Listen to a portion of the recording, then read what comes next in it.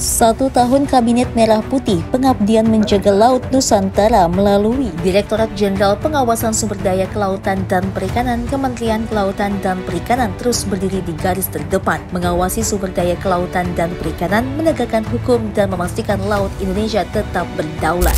Selama 1 tahun, 326 kapal pelaku illegal fishing berhasil ditangkap, terdiri dari 297 kapal ikan Indonesia dan 29 kapal ikan asing. Langkah tegas ini berhasil menyelamatkan valuasi potensi kerugian negara senilai 3,59 triliun rupiah. Tidak berhenti di situ, pengawasan juga menjangkau rumpon yang dipasang secara ilegal sebagai modus illegal fishing kapal asing. Dengan total 121 rumpon ditertibkan dan diangkat dari Laut Indonesia dengan valuasi potensi kerugian negara hingga 96,8 miliar rupiah. Dalam upaya melindungi sumber daya perikanan, PSDKP bersama aparat terkait menggagalkan penyelundupan sebanyak 8.098.000 benih-benih lobster. Jika dinilai valuasi potensi kerugian yang diselamatkan mencapai 1,02 triliun rupiah.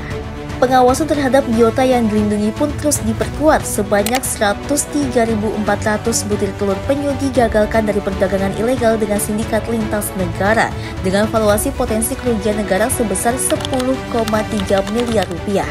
Serta 551 ekor arowana supret berhasil diamankan. Potensi valuasi kerugian negara yang berhasil diselamatkan yakni 1,3 miliar rupiah.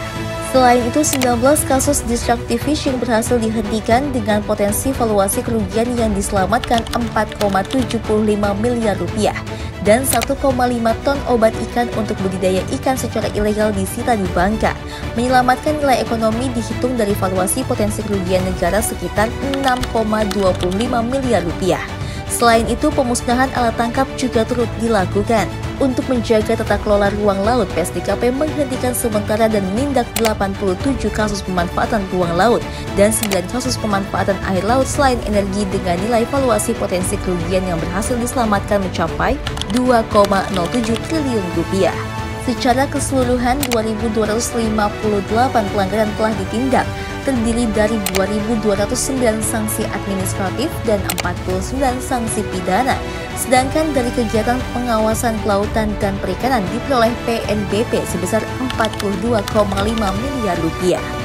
Dari Oktober 2024 hingga Oktober 2025, total potensi kerugian negara yang berhasil diselamatkan oleh Direktorat Jenderal PSDKP KKP mencapai 6,794 triliun rupiah.